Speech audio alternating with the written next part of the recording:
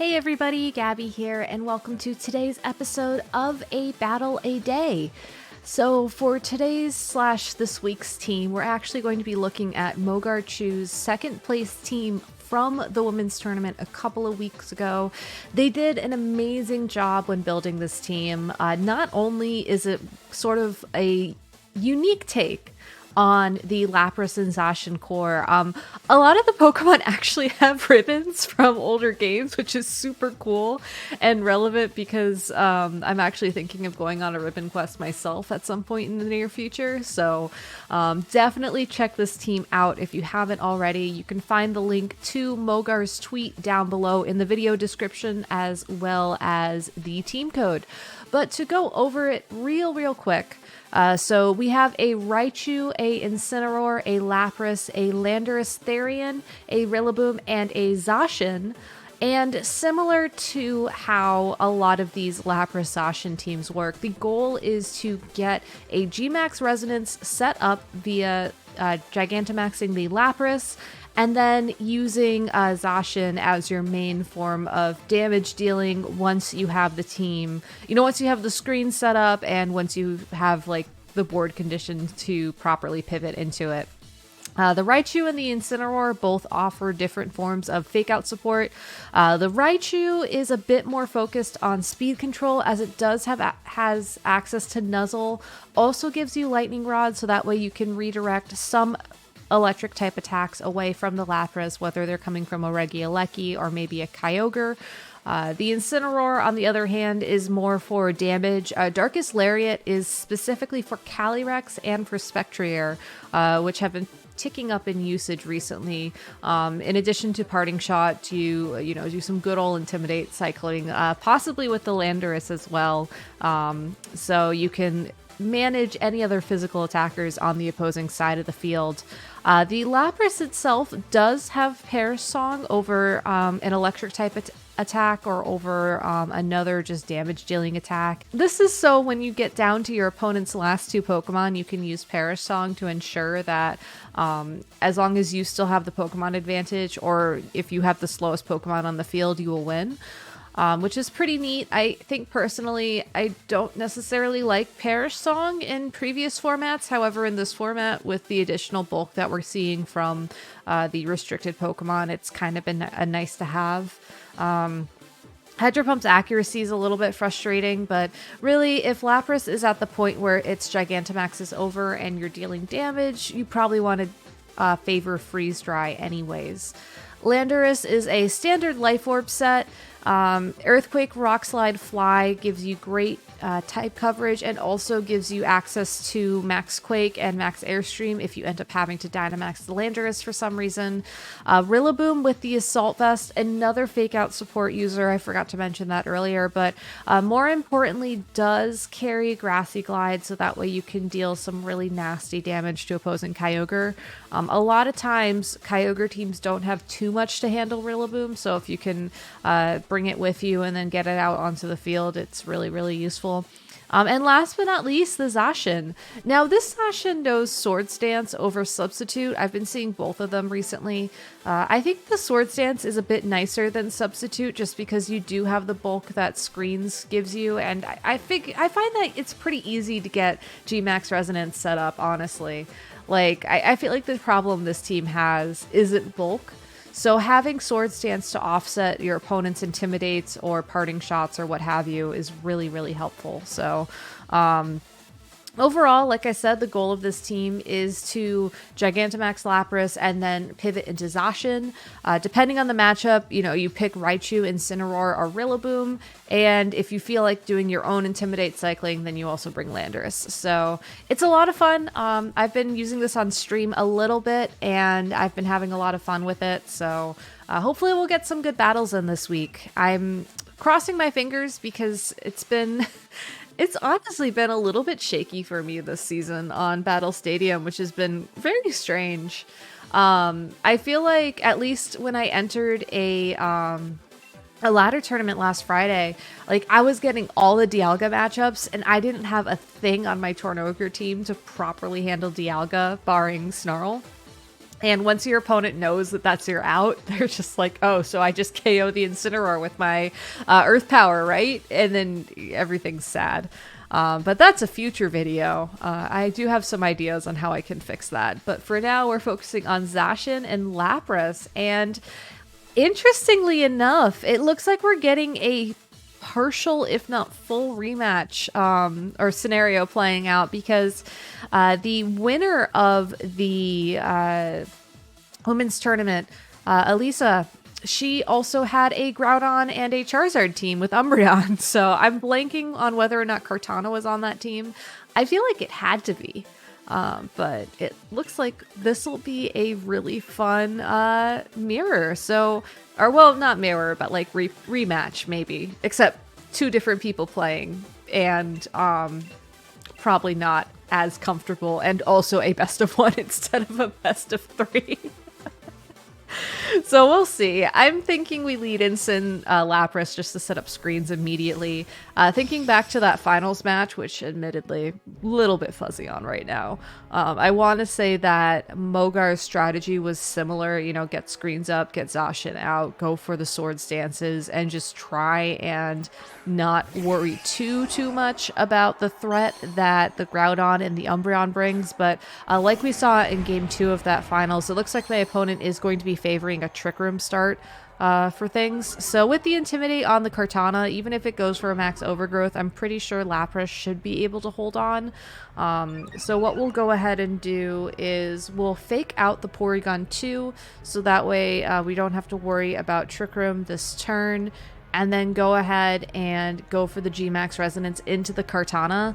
Now, after we get the screens up, I'm fine with letting Trick Room happen, because I guess it's going to be a little bit dicey with Landorus in the back and ZACIAN, but really, as long as Incineroar is around, I feel like I can sort of manage things. Maybe I can't, I don't know, but yeah, I guess I'm not as... I probably should be more worried is where I'm going with this. But my opponent did not go for the Dynamax onto the Kartana, instead fake out connecting with Porygon 2, and it looks like my opponent is prioritizing the knockout onto the Incineroar. So I'm going to go ahead and turn that into a Landorus next turn, just so I, again, don't have to worry as much about the damage the Kartana's doing to my Lapras. Yes, Leaf Blade can crit, and it does have a decently high chance of critting relative to other things in the format right now. But I would, with screens up and with the field sort of set up as is, I would much rather keep Incineroar safe, so that when the Groudon does make an appearance under Trick Room, we do have the option to keep firing out these Intimidates and Parting Shots. But I am going to go for a manual switch this turn, because we know the Kartana is going to be faster than the Incineroar, and getting the Intimidate down is just nicer. Even though it would be nice to have -2 overall this turn, I would rather not take damage. So, and the Geyser on the Lapras is just going to be for a bit of weather control, even though it is going to go completely out the window once my opponent does get the Groudon onto the field. But I think that, yeah, I don't think that's going to be too much of a thing to worry about right off the bat. And there's the Trick Room. So, knowing my opponent, I think what we'll do here is we will go for a Rock Slide and a Geyser again. Yeah, we'll Geyser the Porygon 2 again. I don't think Kartana... I feel like Kartana is going to stay on the field. I don't think you necessarily switch a Groudon into a potential max Geyser. We'll probably see that switch next turn, at which point we can protect an Earthquake with the Landorus. So by going for the Geyser again this turn, we just cover the possibility of that straight switch. But it looks like my opponent does carry Ice Beam on Porygon 2. This is a new adaptation I've been seeing a lot more recently. Geyser with the boost from the weather is enough to also pick up the KO on Porygon 2, which is pretty nice. So Rock Slide, if it connects, will be single target. It is, and just like that, we miss out on bringing it down to a 2v4. But we do get the flinch. We do get the flinch, so that's pretty nice. And my opponent will send in... I feel like they have to send in Groudon now, right? Yep. Yeah, so really, as long as Lapras is able to go for our third attack... Actually, no, we're small now. Never mind. We don't get another geyser. All right. I think that's okay, all things considered. Lapras is still going to be fairly slow here, and again, we do have another opportunity to get a Intimidate down, so we're going to take it. As for what move to select, we do have a nice type advantage here with Freeze Dry against Groudon, as it is a pure ground type because it can't Primal Revert, but I think instead I'm going to actually prioritize the KO on the Kartana. It's just making me a little bit nervous. I don't know. Probably a little bit unnecessarily nervous, and admittedly we are switching in the Incineroar to a Precipice Blades. But Precipice Blades misses, and really our goal here is to maintain Intimidate pressure down on my opponent and slowly whittle down the turns required for Trick Room. So I don't know. I feel like this is the right play, even though my gut is telling me that my prioritization might have been a little bit off. But it looks like Kartana is going to switch out and Umbreon is going to take its place. Now, Umbreon was kind of the bulky supportive Pokemon that Groudon needed back in 2019 and in this team. Some of you may remember Hirofumi's team from the World Championships that year did have Umbreon and Groudon, and it's interesting because Umbreon does get access to Moonlight, which will recover more health in the sun, so that's pretty great synergy there. You get a Stab Snarl, which you're not going to do a lot of damage with Snarl anyways, but, you know, it's something important to pay attention to. And also something fun that Umbreon can do is Helping Hand, Foul Play. Like, it really is a amazing support Pokemon for Groudon in particular. However, the fact that my opponent got rid of the Sun, I mean, I guess it doesn't make that much of a big difference here. And a fun thing we can do, knowing that the Lapras is slower than the Groudon, is going to be this. So we're going to Parting Shot the Groudon, but we're also going to Perish Song. Just because I really don't want to deal with the Umbreon for too long, and knowing that the Lapras in particular is probably not going to be on the field for much longer, I would rather get the Perish Song out now. So the Yawn from Umbreon is interesting too. I don't think Elisa's team had Yawn on it, but I could be wrong. Yeah, I don't remember Yawn at all, but we'll find out, I guess. And now that we have that nice Perish Song timer down on both the Umbreon and the Groudon, this does make this a little bit more comfortable. Admittedly, Lapras is still... I don't know if we want to switch out Lapras or just let it go to sleep. I guess... Alright, well, that answers that question. I was gonna say, I guess if Lapras takes that attack nicely, which I don't think it would have. It may make sense to keep it on the field, but yeah, it looks like we're just going to send in Incineroar here, get another Intimidate down on that Groudon, and question why it's not going for Max Quake. Like, the Rockfall is an interesting choice. I just don't think it's really optimal, to be frank. You don't have the same type of attack bonus that you would get from Earth Power, and while I can understand the temptation to go for one, you're also taking away the weather. So yeah, I don't know. But it looks like my opponent is going to choose to switch out the Groudon and forgo the rest of their Dynamax. That kind of works out for us. And we'll go ahead and flinch the Umbreon as well. So that is another... Oh, nope, we can't because of Inner Focus. I literally was just going to call out the Inner Focus too because of that Intimidate play, but then it just completely slipped my mind. But that's fine. I'm fine with this. The Hydro Pump miss, though, is a little bit unfortunate. But we still have the Perish Song counter going on the opposing Umbreon, though they can switch it out this turn. They can switch it out this turn, and Trick Room just ended as well. So the nice thing is we can get ZACIAN in, and hopefully ZACIAN can handle things from here. The unnice thing is that, yeah, we're kind of in a bad spot. So let's go ahead and Parting Shot the Kartana. And I mean, if LAPRAS wakes up in time to attack, it would be amazing to get another Perish Song down, but that's not going to happen. Yep, and then, okay. Yep, my opponent's doing a really good job of just cycling everything out. If I was a little bit more confident in that play, I probably would have targeted the Groudon with the Parting Shot rather than the Kartana, but that's okay. Kartana is also favoring to attack the Incineroar, which is something important to highlight too. So, but yeah, now, how many turns has LAPRAS been asleep for? I think it's only been asleep for one turn. So chances are, yeah, it's not going to wake up this turn. There's no way. So our win condition here is a little bit tricky, but I think we can make it work. And it just has to... All right, hold on. I'm like trying to think through this. Like, I'm pretty sure the Groudon Precipice Blades Intimidated will be a 2-hit KO on ZACIAN, even with the Kartana's help.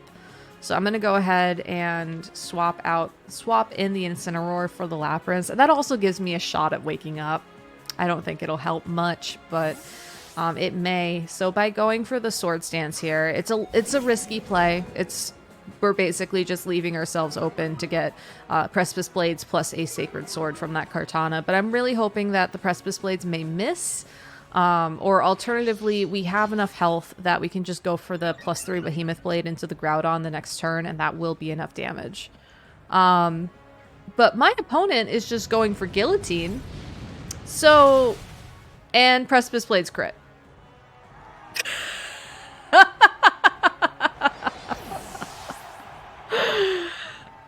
Can't win. You just can't win some days. Wow, that's really unfortunate.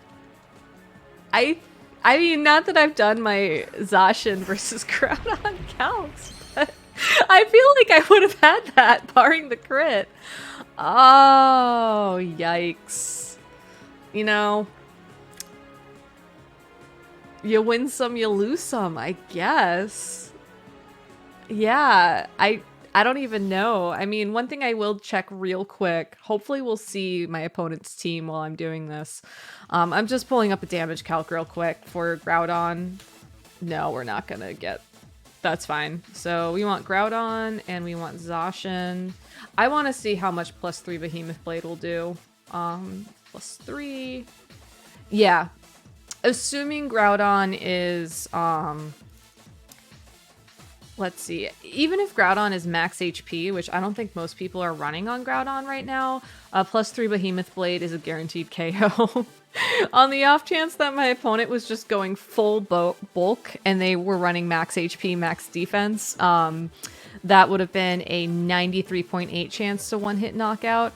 And Precipice Blades at max attack. Let's just figure this out. Why not?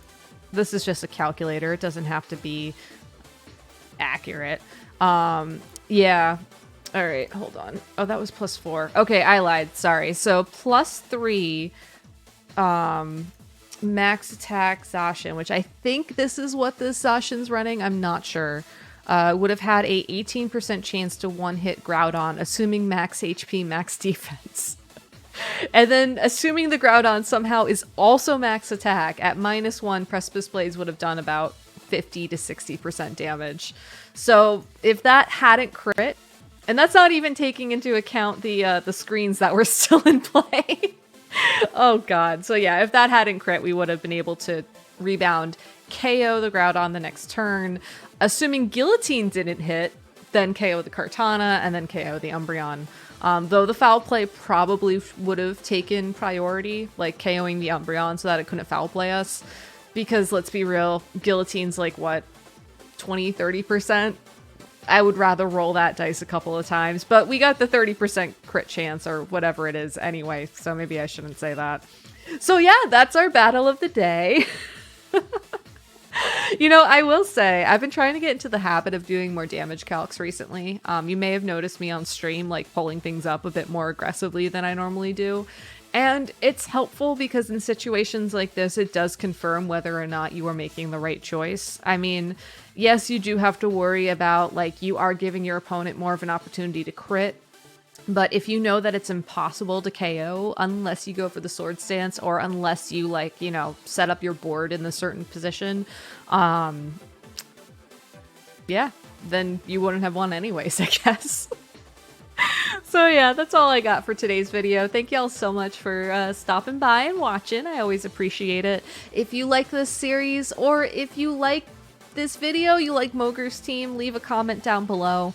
Let me know what you think of Series 8 and alternatively the return of Series 7 because that's happening in May, apparently. So yeah. That's all I got for the end of this video. Again, thank you all so much for watching. Don't forget to like, comment, and subscribe, and I'll see you next time on a battle a day. Stay safe, everybody. Goodbye.